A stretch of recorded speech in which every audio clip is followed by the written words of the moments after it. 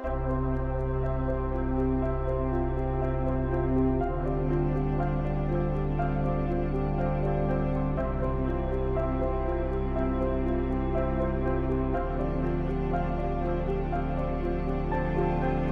Friends, welcome back to my channel. আপোনালোকক এটা DIY দেখুৱাম। এয়া মই এটা আমৰ পেটি আনিছিলোঁ, আমৰ বক্স।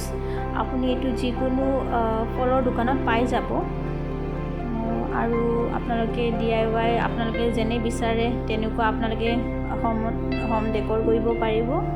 বেলকনি আপোনালোকৰ ইচ্ছামতে দি মই ফ্লাৱাৰ পট ষ্টেণ্ড বনাই দিছিলোঁ। চাওঁ আহক কেনেকুৱা মই বনালোঁ, চাই থাকক, এনজয় কৰক।